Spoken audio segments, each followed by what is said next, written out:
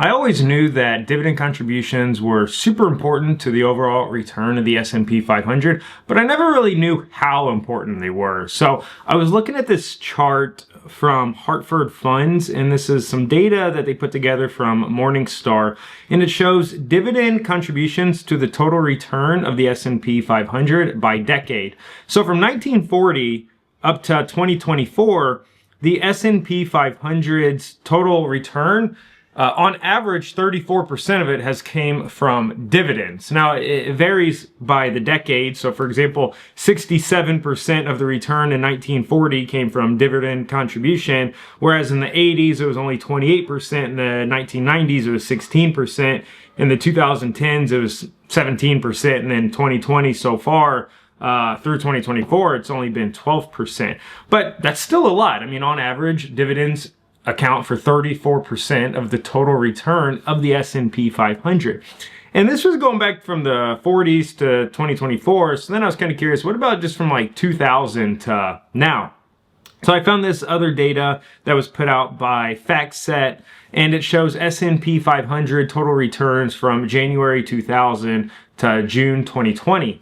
And this shows that 43% of historic returns over the past 20 years was due to dividends and then reinvesting those dividends and having them compound. And this really blew my mind because it shows that like if you started investing in 2000, from 2000 to 2020, only from the price return of the stock market going up, the market was up 400%, which is pretty good too. I mean, 20 years, 400%. But if you also got those dividends and reinvested them into the S&P 500, then you're looking at about a 700% return. And that's a huge difference. I mean, it's 43%. I want to say it's almost double, because it is, but it's 43%.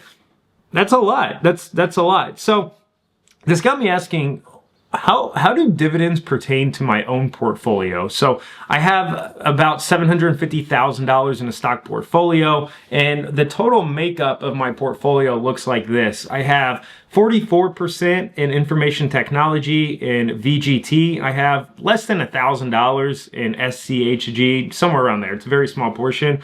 Then I have 24.4% in S&P 500 ETFs and Vanguard's VOO and BlackRock's IVV. And then I have 31.3% in Vanguard's VTI Total Stock Market Index. So the question to myself was, how much did I get in dividends in 2025? What does a portfolio like this actually return in dividends? Because I've never really checked out that investment income. So that's what I'm going to be breaking down here in a minute. Before I get started, just want to say thanks for being here. I'm Jacob. I'm 29 years old. Again, got a little over $750,000 in stock portfolio. I'm 100% debt free, and I just like everything that involves personal finance, investing, stuff like that. So if this is your first time here, welcome. If you've been here before, welcome back. Don't forget to hit that like button, hit that subscribe button, and let's get to it. So breaking down my entire portfolio for 2025, how much did I get in dividends? So I went to Schwab, who I do all of my investing with, and it says I got received income of $5,765.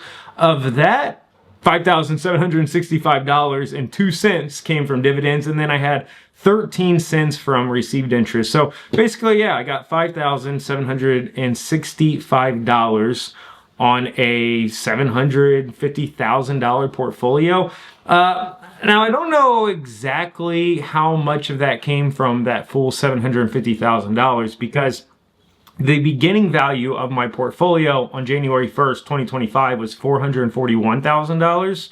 And then the ending value on December 31st was $754,000. So it's like this $5,700 I got is just a makeup between $400,000 and $750,000, which is quite the wide spread there. It's a huge spread.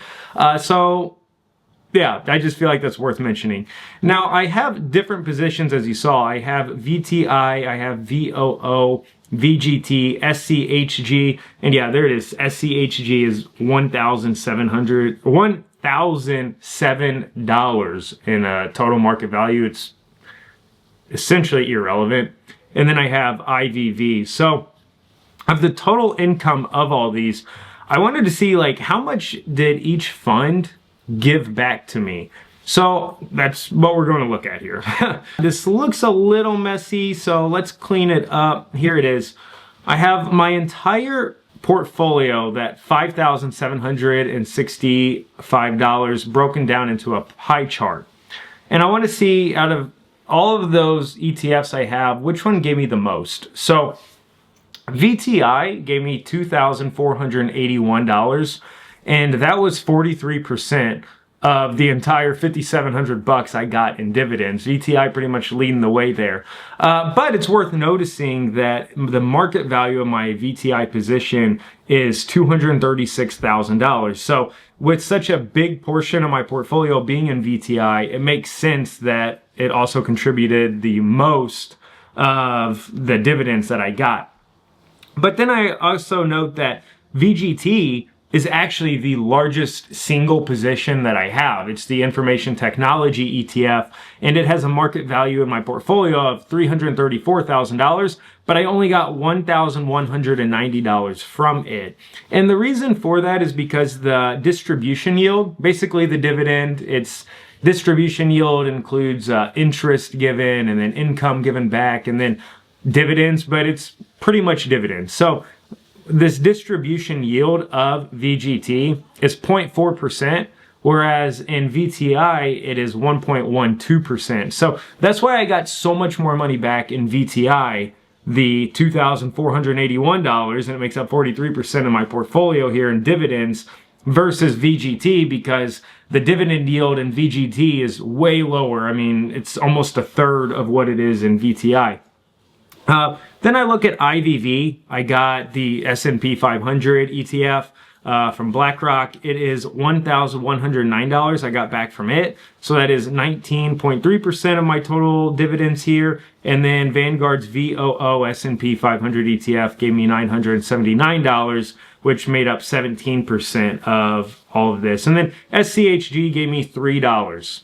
That was it. I mean, it's irrelevant. 0.1%. So of that total $5,765, this is the breakdown of all of this. With VGT, I want to make one extra note, and that is I know VGT isn't giving me as much back in dividends as the total stock market VTI is, or VOO or IVV, the S&P 500 ETFs, and that's totally fine because VGT is a growth ETF. It's 100% information technology focused, and my idea of holding VGT is that it will outperform the S&P 500. It will outperform the total stock market in terms of its gain and its performance. And over the past few years, it's done exactly that. So it's doing its job. I don't really care that it's paying me less in dividends right now because it definitely makes up for that just in total price return. So this is how much I got back in all of my portfolio from dividends. And you can bet that I reinvested all of them because compounded reinvested dividends goes a very long way, or a very far way. Getting a little twisted up and talking here, but it goes a far way. I mean, it's really important to reinvest the dividends. At least for me, I think it's going to pay me back more dividends in the future. So if you like this video, be sure to hit that like button, hit that subscribe button, and I'll be back with more.